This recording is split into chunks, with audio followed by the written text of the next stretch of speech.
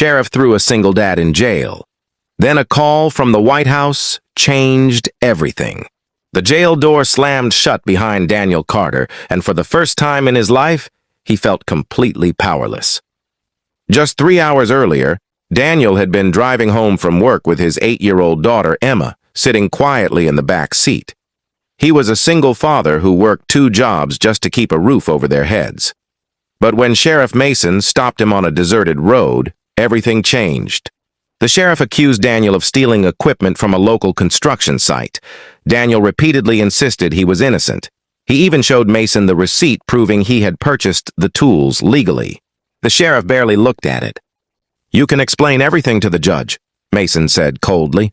Daniel was handcuffed and taken away. Emma was left crying beside the patrol car until her grandmother arrived. Inside the small county jail, Daniel sat on a metal bench, staring at the floor. He wasn't afraid for himself. He was terrified for Emma. Then the phone in the sheriff's office rang. Mason answered casually. "Sheriff Mason speaking." The voice on the other end immediately changed his expression. "This is the White House Communications Office. We need to speak with Daniel Carter immediately." Mason laughed nervously. "You've got the wrong county." "No," the voice replied. "We have the right man." The sheriff's smile disappeared. The caller explained that Daniel wasn't an ordinary construction worker. Years earlier, before becoming a single father, Daniel had served as a highly respected government emergency response engineer. During a national crisis, he had designed a temporary communication system that helped rescue hundreds of people. The White House had recently selected his old design for a major national security project. But there was more. Daniel had unknowingly become the target of a corporate theft scheme.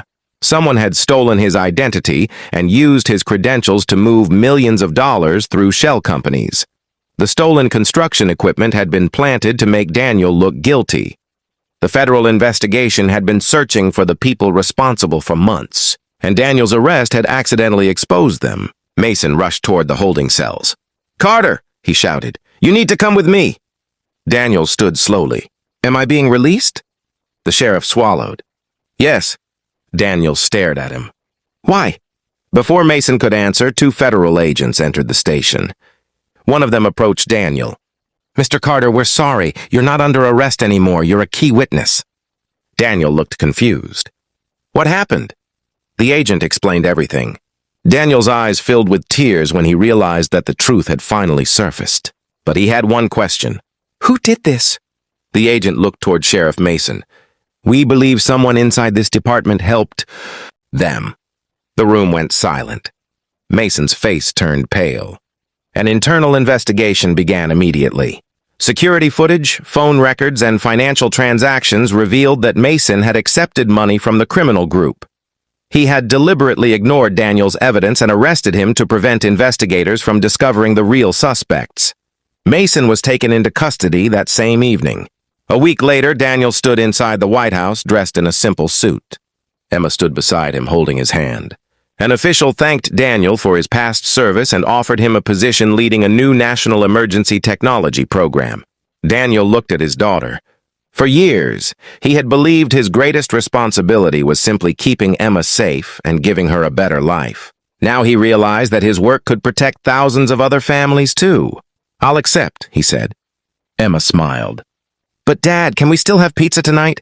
Everyone in the room laughed. Daniel knelt beside her. "Absolutely." As they walked outside, Daniel glanced back at the building that had once represented power and authority. He remembered the cold jail cell. He remembered being treated like a criminal.